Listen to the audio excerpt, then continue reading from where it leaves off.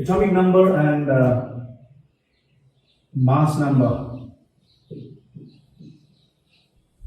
Okay, very quickly, you have studied these in the lower classes, right? So now, talking about these, the first thing is atomic number.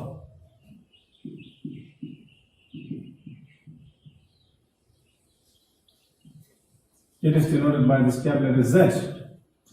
Now, atomic number, it is the number of protons present in the nucleus of an atom. Nucleus of an atom. So you can see atomic number, sorry.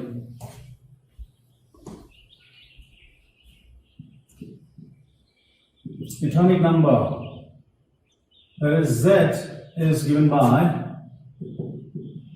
number of protons in the nucleus, right? Then next one, this is also equal to the number of electrons in a neutral atom. That is the number of electrons can also be treated as the atomic number. That is where you have a neutral atom. When the atom is not charged, if the atom is not charged on it, when an atom has a charge on it, it becomes an ion actually. So in the case of an electrically neutral atom, then the atomic number can be obtained from the number of protons or from the number of electrons. But generally, in fact, it is the number of protons in the nucleus of an atom that gives you the atomic number of an element. Right. The next thing is the mass number or atomic mass number. So generally we call this the mass number. Mass number. The atomic mass number, it is denoted by this capital letter A. Mass number, it is the sum of the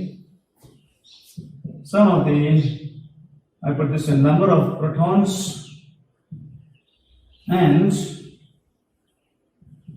the number of neutrons in the nucleus of an atom. In the nucleus of an atom. So this is what you're supposed to keep in mind, right? And now the other thing is talking about charge on an atom. Like you see, this is for the sake of calculation. Charge, if you denote it by a small letter Q, this charge is actually given by, you can put it this way, charge Q is equal to number of protons minus number of electrons. Number of protons minus number of electrons. This will give you the charge on an atom. And now, in general, an atom is represented by the symbol. We use a symbol of the X here, and then we put Z here, which represents your atomic number, and then we put capital A here, which is your mass number.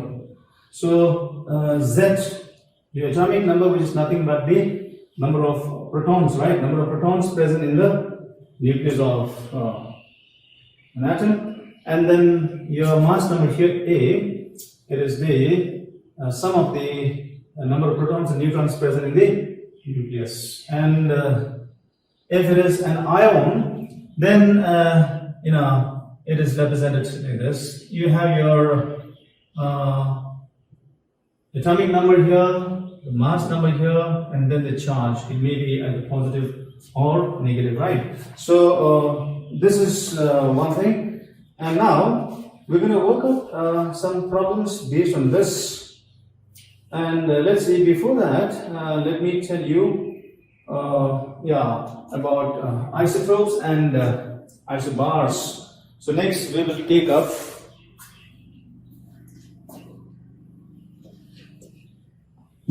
isotopes and isobars. Now, again, you have studied about these in your lower classes, isotopes and then isobars. See, as far as your isotopes are concerned, these are, isotopes. Isotopes, right? So, isotopes are atoms having the same atomic number, but different mass numbers, right? So in the case of isotopes, you will see that these atoms, they'll have the same atomic number but different mass numbers. And now maybe first I'll give some examples of these. So I'll go in some proper order. Like let's take up these examples, right? The first example we're going to take up is that of hydrogen, right? So as far as hydrogen is concerned, it's got three isotopes we know. It is you take up the first isotope of hydrogen, that is protium. The second one is deuterium, and then the third one is tritium, right? So here, from these symbols, you can make out that the element is hydrogen. They have the same atomic number 1 each, and the mass numbers are different. Here it is 1, here it's 2, and here it's 3. So we'll put this in the form of a table. What I've done is, like, I put it this way: isotope here, and then I have written it like this. Let's put atomic number, that is Z, and then mass number, I'll put it as A, capital A, and then this is number of neutrons I've written, right? Number of neutrons. Could be small, okay. So, if you take up these one by one, what I've done is the first isotope 1, H1, 1, 2, and then 1, 3. And you can do the same thing for the others. Like now, here, by looking at the symbol, you can see that atomic number Z, it's 1, mass number, it is 1. And then the number of neutrons. Here, the number of neutrons, it's got to be 0. That's because sum of the protons plus neutrons will give you the mass number. Since you have only one proton and the mass number is again 1, which means there is no proton, so you put 0 here. Here, atomic number is 1.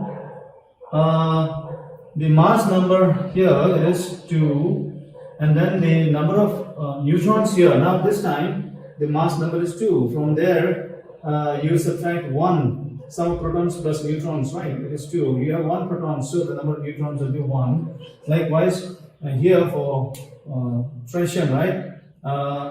The atomic number Z is 1, your mass number is 3, and the number of neutrons is 2, right? So that's it. Now, in the same way, you can see the same thing for some other elements. Like I have, you can do this yourself, right? Carbon 12, carbon 13, and then carbon 14.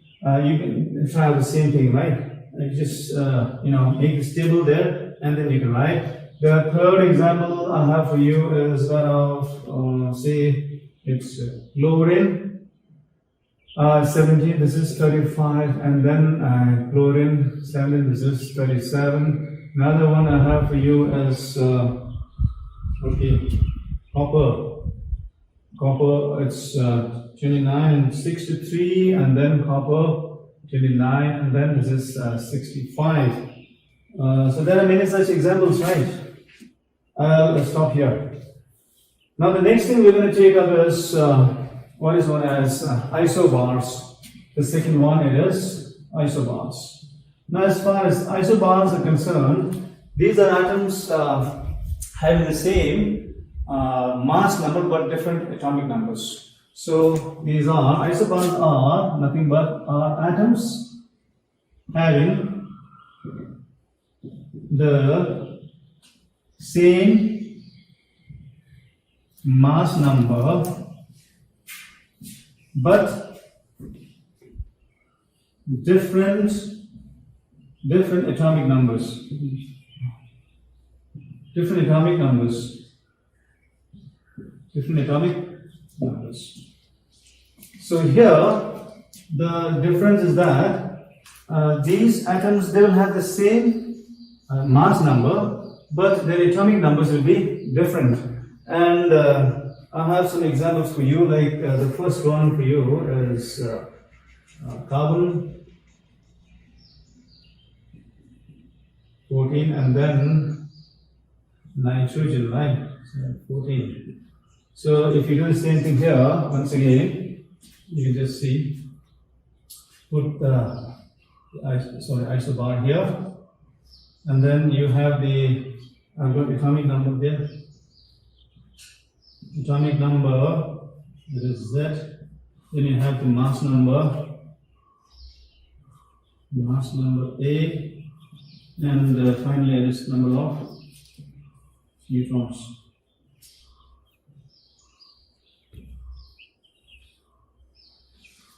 Carbon 6, atomic number 6, and then mass number 14 there. Carbon 14. This is nitrogen, right? And 7 and 14 here.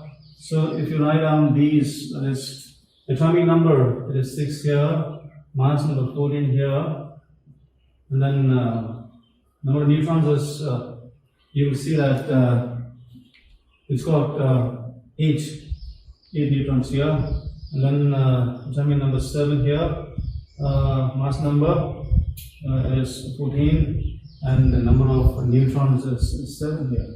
That's it. So likewise, you can do the same thing for the others. These are some examples. So I'll give you some examples of these isobars. Now, since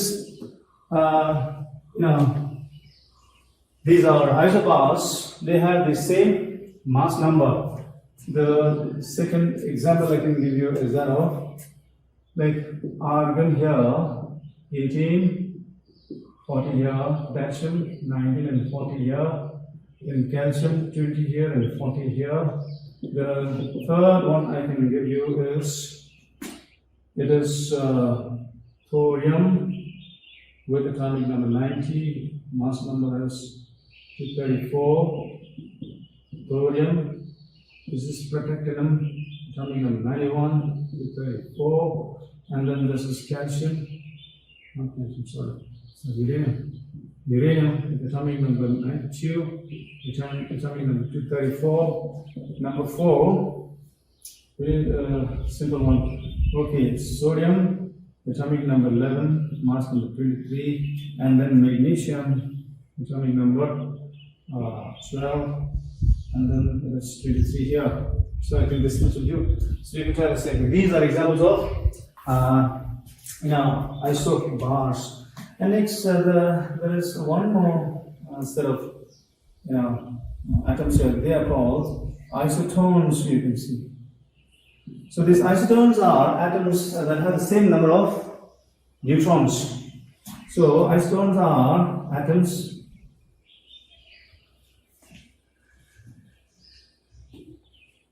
having the same number of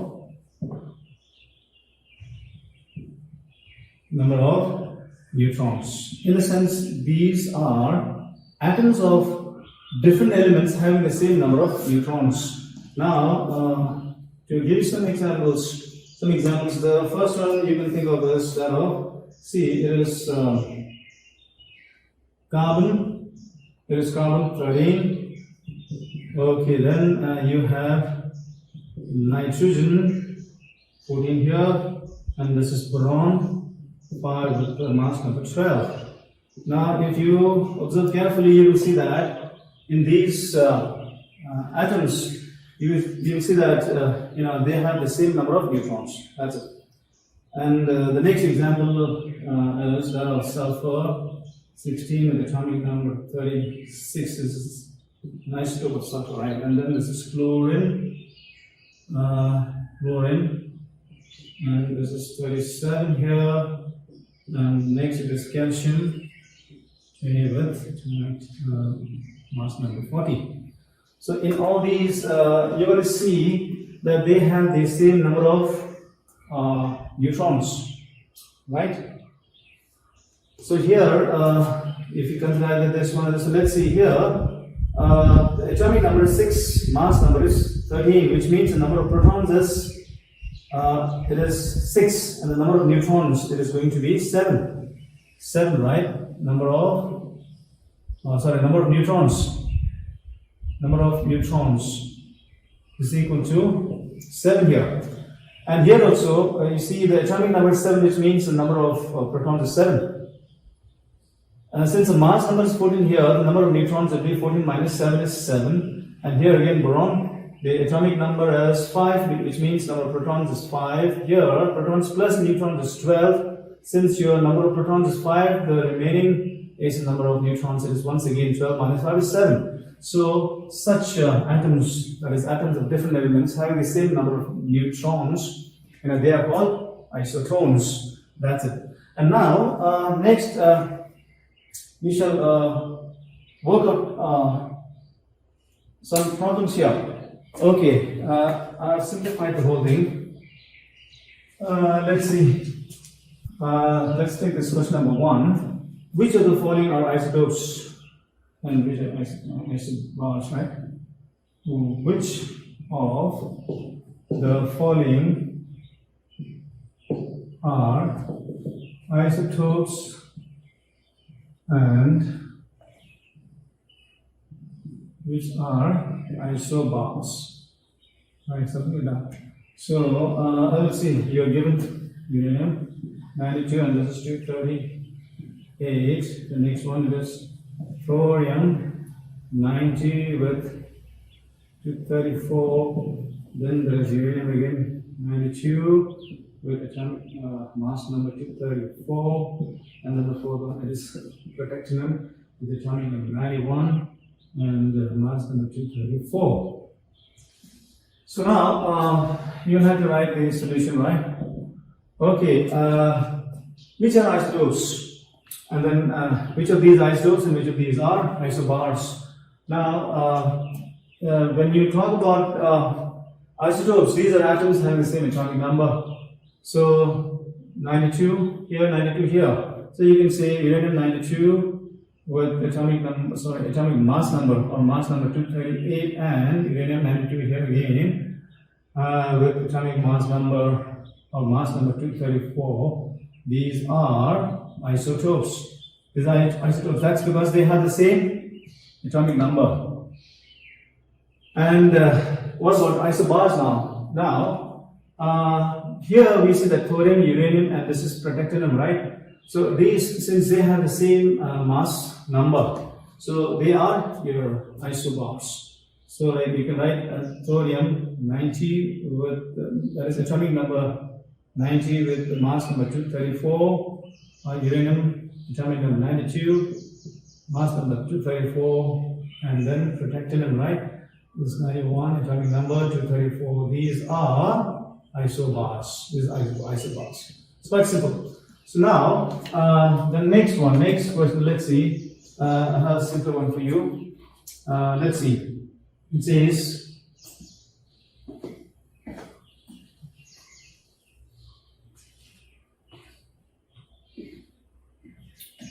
Find the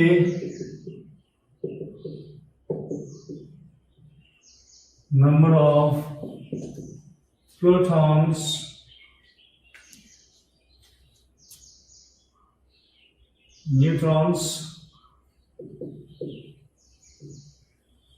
and electrons in the following. Let's see. Let's finish it first. Let's take this right now. The first one you have here is 35 with a negative charge on it. The second one, it is sodium plus here, 11 and 23 here with a positive charge on it.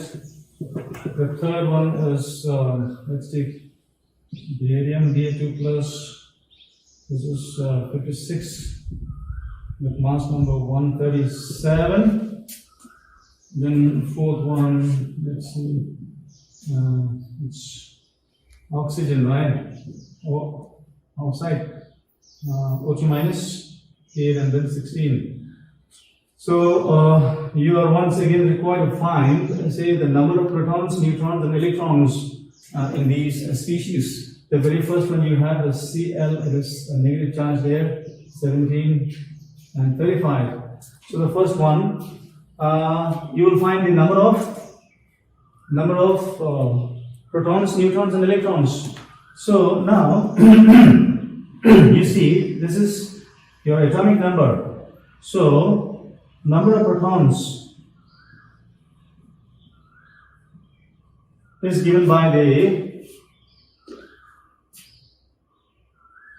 value you write here, that is in place of your capital A. So you have this symbol, right?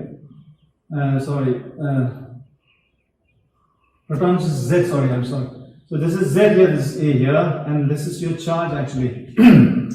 So now, number of protons is given by your Z, in place of Z here, it is 17. So this is the number of protons. And then next, your number of neutrons.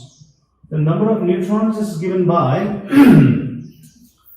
okay, you have the expression for mass number. Your mass number is equal to number of protons, right? Number of protons plus number of neutrons, right?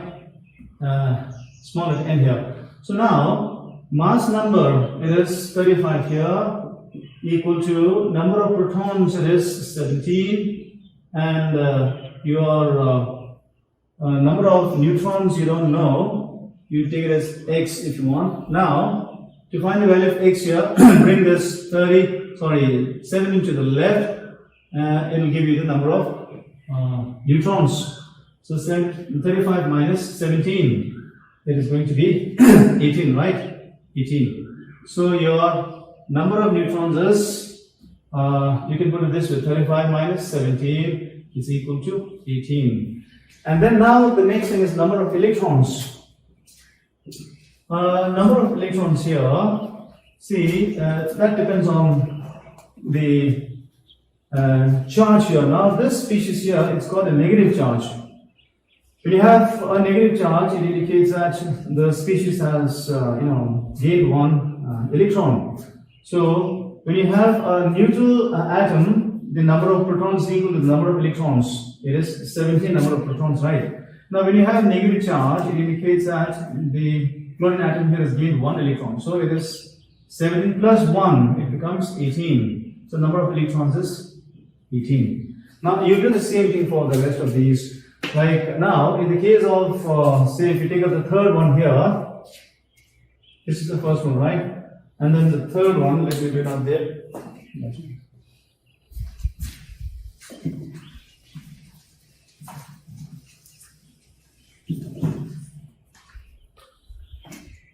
Second one, you will do it yourselves. The third one, it is barium with two positive charges, atomic number 56 and the mass number 137. So here, let's take this way. Number of protons here, it is given by this number you have in place of Z, it is 56. Then the number of neutrons.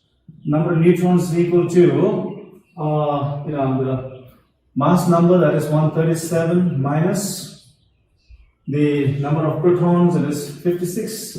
So when you subtract 56 from 137, you will get 1 here, and this is 8, right? 8. So it is 81, if I'm not wrong. This is the number of neutrons. And then the number of electrons. Number of electrons here is equal to, now this time it's a positive charge. So when an atom loses electrons, it develops positive charge. So here, barium with two positive charges here. The atomic number is 56, right? Number of protons 56. In a neutral atom, the number of protons equal not electrons. It is 56 each. But here, since it's got two positive charges, which means it has lost 2 electrons. So 56 minus 2 will give you 54. So this is the number of electrons. So this is how you can work out these sort of sums. And now, a simplified version of this is, I'm going to give you this one in the form of a table, and then you complete. So the third question for you is something like this: complete the following table. And let's see. I have the particle here. Then next it is the mass number. Then I put atomic number like this. Then you have the number of protons. Sorry, number of protons. Then you have number of neutrons, and lastly the number of electrons. Number of neutrons. Let's see. This way you'll have more work to do, I think, but it'll be easy since you have understood how to do it. This is oxygen atom. This is Mg2 plus. And this is S2 minus, this is Al3 plus, this is Zn, just zinc. So here you have to find, here you're given 8 number of protons, it's empty here, number of neutrons, that is 8, it's empty here. Let's see, here this is 24, that's empty, blank, 12 here, blank, blank. And sulfur, it's 32 here, you have 16 here, blank, blank, blank, aluminium, oh, so you can do it anyway. Let's put it this way. 7, let's do 7, right? Mass number, let's take it as 7 here. And then number of protons, I'll put that in here, and then the rest you will find zinc, blank, blank, blank, this is 35, and then this is 30. Right. So you have to fill up these blanks. Now let's work out the first one. Oxygen, it is mass number. Mass number is the number of protons, right? Sorry, plus number of neutrons. You add up the 2. So here you are given the atomic number. Atomic number is 8, which means it is the number of protons. You can put 8 here, right? Atomic number is nothing but the number of protons.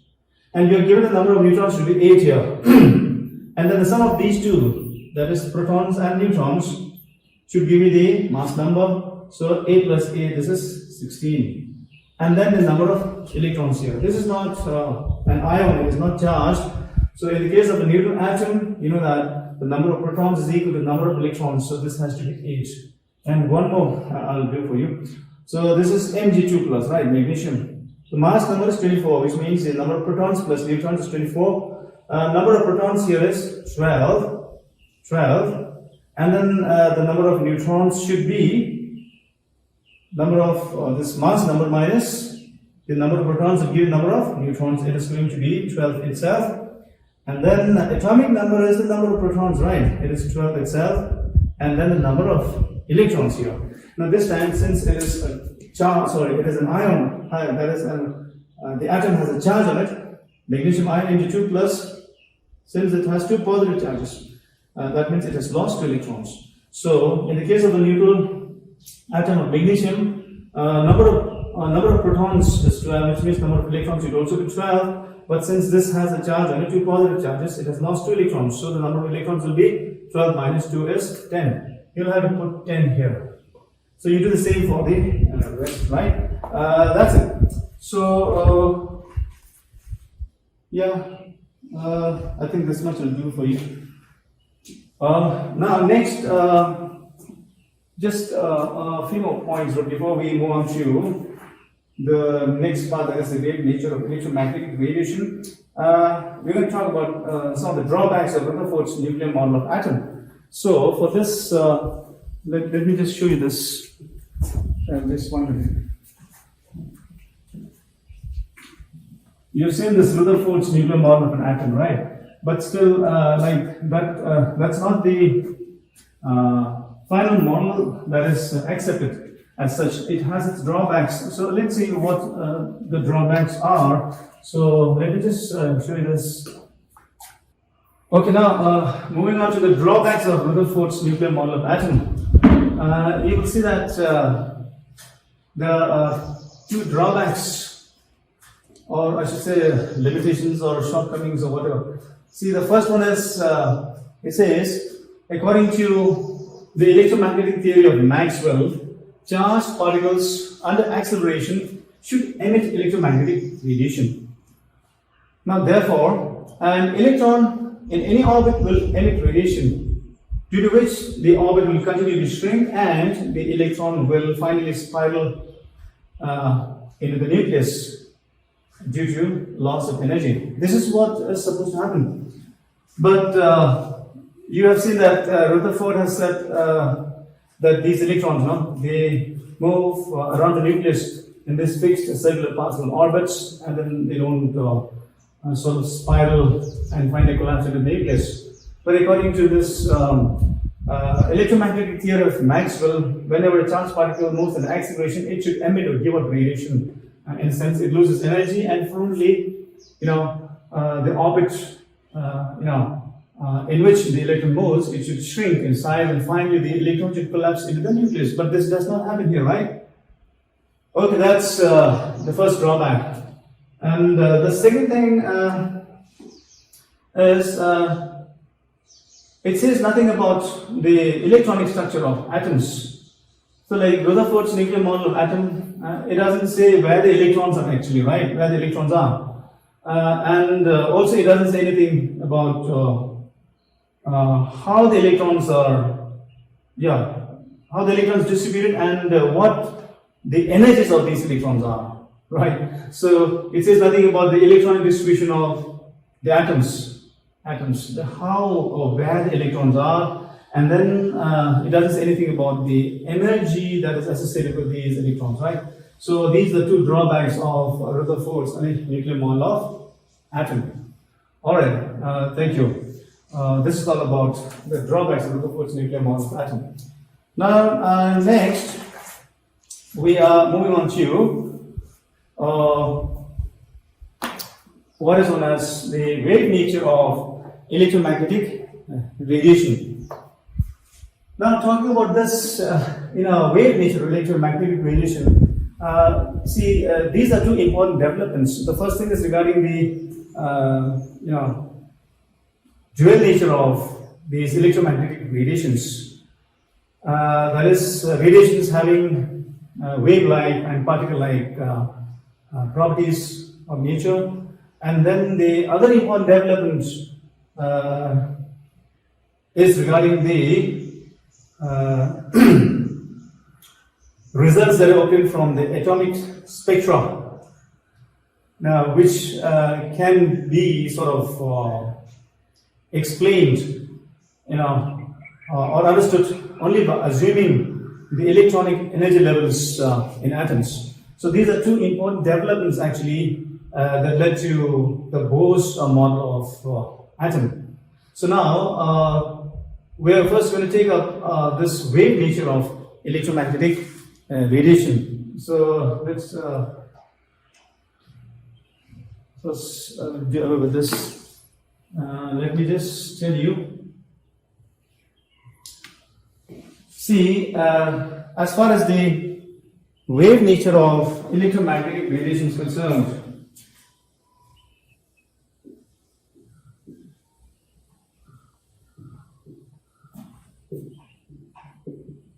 wave nature of electromagnetic radiation. So, in fact, we have the wave nature of electromagnetic radiation, that's followed by the particle nature of electromagnetic radiation, and now these two will once again now be followed by you have this atomic spectra, which can be sort of explained on in terms of the electronic energy levels of these atoms. So, talking about wave nature of electromagnetic radiation, you will see that it was Maxwell who sort of revealed or showed that light is again a form of radiation. As you've seen in my early explanation, that Maxwell's theory of electromagnetic radiation actually says that whenever a charged particle moves at an acceleration, it produces these electric and magnetic fields. Now, these fields, they are produced and transmitted in the form of waves, alternating electric and magnetic fields, or sort of in the form of waves, I should say. And these waves or these fields, they are called electromagnetic waves or electromagnetic radiations. So here, until Maxwell came up with this revelation of light being a form of radiation. During Newton's time, light was considered to be made up of particles. You have something called the corpuscular theory, in which light is considered to have particle nature. But James Maxwell, he is the first one to sort of propose that light is a form of radiation. So now here, when I say light is a form of radiation, in a sense, just like these charged particles, when they're accelerated or when they move, they produce these electric and magnetic fields. In the same way, light is also said to sort of produce these electric and magnetic fields. So to understand this, we'll just have a look at a picture here, and this is regarding the electric and the magnetic field component. Electric and magnetic field components of electromagnetic radiation. So you can see it here. So like here you see that there are two kinds of waves that you can see. Now these electric fields and magnetic fields that are produced when a charged particle moves, they are transmitted in the form of waves, and they're called electromagnetic waves or electromagnetic radiations, right? So you can see that there are two sort of planes along which the waves are seen propagating. So the first one, let me consider as the electric field component. Like it is along this, that is plane that is along the z-axis. You have this as the electric field component, and then the other one, that is the magnetic field component, is seen along the y-axis plane along the y-axis. You can see it going like this. This is the magnetic field component, right?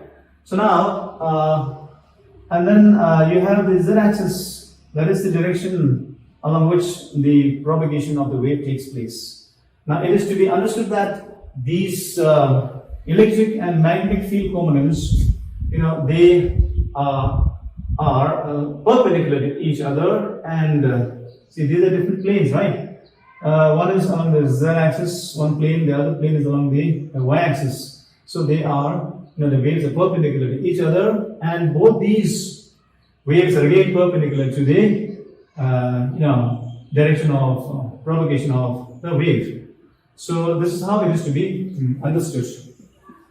And now, based on this, you have some of the simple properties of electromagnetic radiations. I'd like to explain it here. Let me just show these points. See. Okay.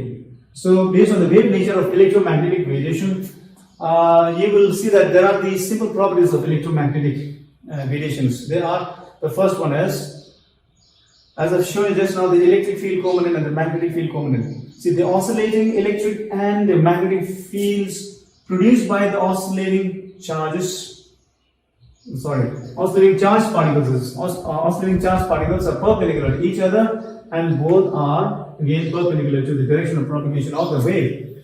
So the oscillating electric and magnetic fields that are produced by the oscillating charge particles, they are perpendicular to each other, and again both are perpendicular to the direction of propagation of the wave, as I explained in the picture earlier. So now the next thing is, unlike sound waves and water waves, these electromagnetic waves or electromagnetic radiations do not require any medium to travel, and they can travel in vacuum. And it is to be understood that all these electromagnetic radiations, when they travel in vacuum, they travel with the speed of light, which is equal to 3.0 into 10 raised to the power 8 meters per second.